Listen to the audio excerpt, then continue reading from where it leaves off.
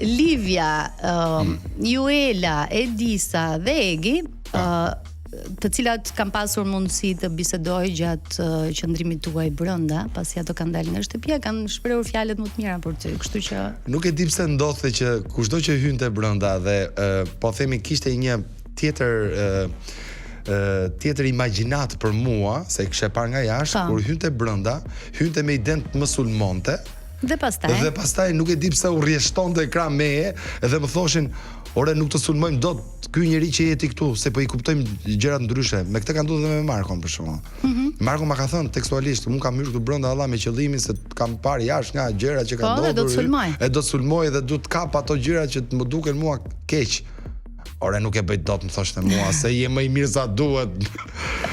Faleminderit, i thosha, çfarë bëja? Çfarë ka ndryshuar tek ty si njeri pas kësaj eksperience dhe më thuaj nëse ishte e bukur apo jo. Shikoj, eksperienca ishte e bukur, me thënë drejtën. Shumë e vështirë, po ishte e bukur. Në fund kur bëj një rezume të gjithë gjës, jam i kënaqur që e kam bërë si eksperiencë edhe sot jam po i njëjti njeri, por e kanë kuptuar dhe një masë shumë e madhe njerëzish se kush jam unë. Okej, dhe kjo është ndjesi shumë e mirë në fakt. Përpara se të kaloj tek ca pyetje me kujdes mikrofonin, nëse do të jepje një titull, le të themi apo një emërtim gjithë rrugtimit tënd në Big Brother, cili do të ishte? Miri, më i miri. Okej. Po ngeli si refren. Ose në fakt unë e shtova një çik në fund se thosha miri më i miri, miri i vërteti. Okej. Ai është miri i vërtet. Ka dhe komente që kanë marrë këtë frazë dhe e bëjnë në çdo video tënden, le ta quajmë kështu, se unë jam nga ata njerëzit kurioz që lexoj komente. Nuk jam nga këto që them nuk i lexoj. Jo, dua të di se çfarë mendon një publik më i gjerë. Po, e kuptoj. Se sa thjesht rrethi ynë apo komentet që ndoshta nuk i influencohet nga misia, apo themi apo nga njoja. Prandaj i lexoj. Tani kam ca pyetje pak më me spec. Po. Kujdes mikrofonin ose jo. Si të duash ti. Do të thënë, duhet të them jo ose kujdes mikrofonin? Si të duash ti. Ndaç shprehu, ndaç. Në rregull. Të kesh kujdes mikrofonin. Jemi. Nëse nuk do të kishe mikrofon, çfarë do të thoje në prajmin e parë në vend të e shoh si gocën time? Kujdes mikrofonin. Çfarë do t'i thoje Stines kur tha se në fakt Doktor Flori e bëri grupin të suksesshëm dhe Landi po ashtu dhe ti ke ecur fal tyre. Ka qenë një moment që ka dalë dhe në prime. Edhe unë vërtet e pash që ti nuk është se u ndjeve shumë mirë. Jo, mirë nuk ndjehem ta thot ai normalisht, por është mendimi i tij.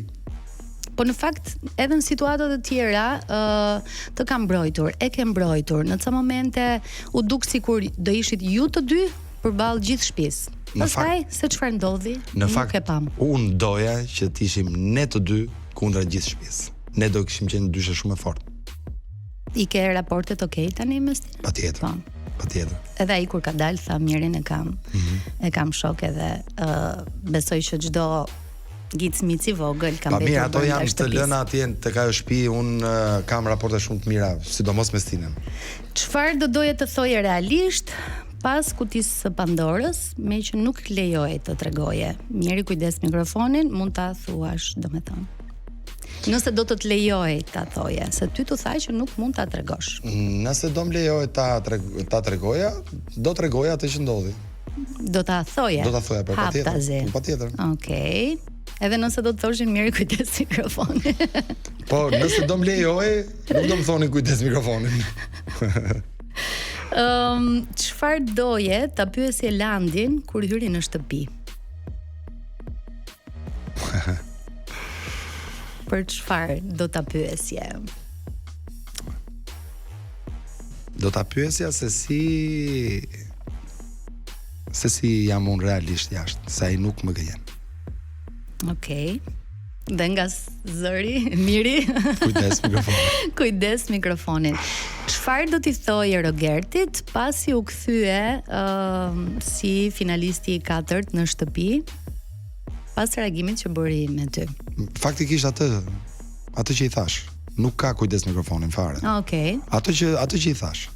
Ishte realisht ajo që mendoja. Po. Nuk patë ndonjë pritshmëri tjetër. Besoj ishe i përgatitur për atë moment. Unë isha i përgatitur për atë moment, ndoshta jo në atë moment, e kisha parashikuar, se edhe ma kanë shprehur edhe në shtëpi që ti e dija apo jo, dhe unë i thash po e dija, po jo në atë moment dhe ashtu, siç reagoi ai. Mendova që do reagonte më ndryshe, por ai është Rogerti, është lojtari, reagoi ashtu dhe është zgjedhja e tij. Mori përgjigjen time. Në fakt, gjatë gjithë këtij rrugtimi, ndoshta ke qenë banori që ke marr më pak ose fare kujdes mikrofonin, shumë pak ke marr. Po faktikisht ka marr shumë pak, ka marr.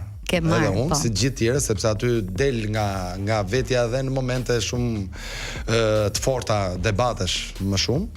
Ka marr kujdes mikrofonin, por kam qenë nga njerëzit që ka marrë më pak, sepse kam qenë i kujdesshëm tek ajo gjëja.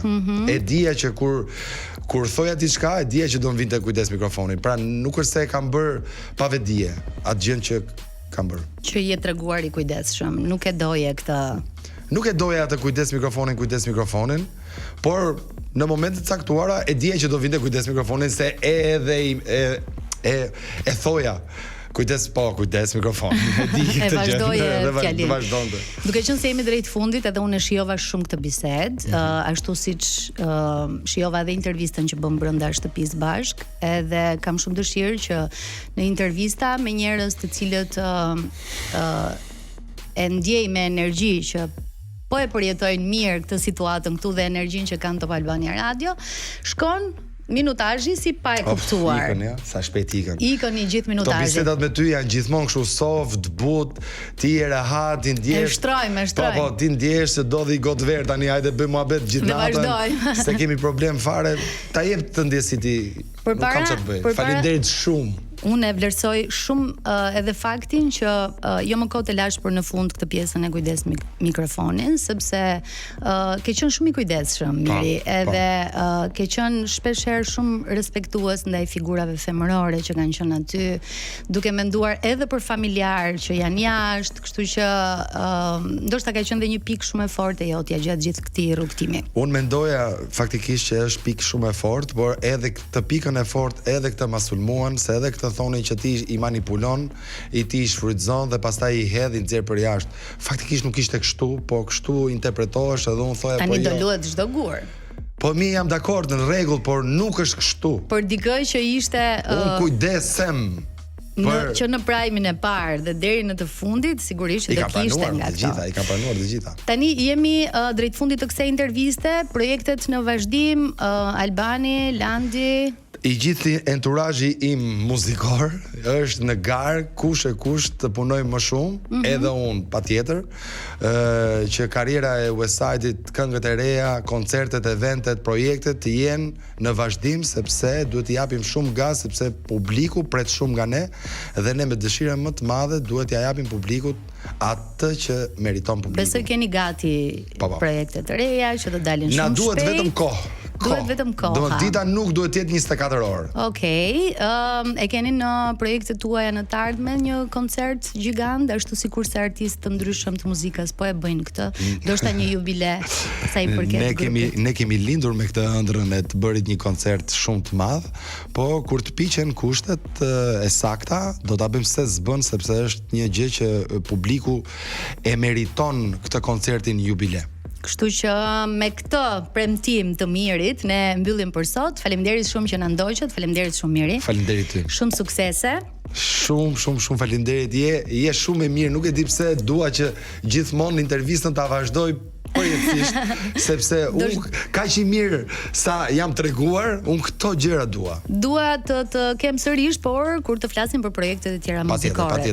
Patjetër. Jam i gatshëm të vinë çdo moment kur të kërkosh. Kështu që për të gjithë ju që dashuroni Westside Family, muzikën e mirë, do i keni çunat në koncerte, do i keni të angazhuar gjatë gjithë këtij sezoni dhe thjesht duhet të shihoni të gjitha këto aktivitetet artistike që ata do sjellin. Edhe një herë shumë faleminderit. Faleminderit. Dhe ne të mërkurën tjetër shihemi dhe dëgjohemi sërish.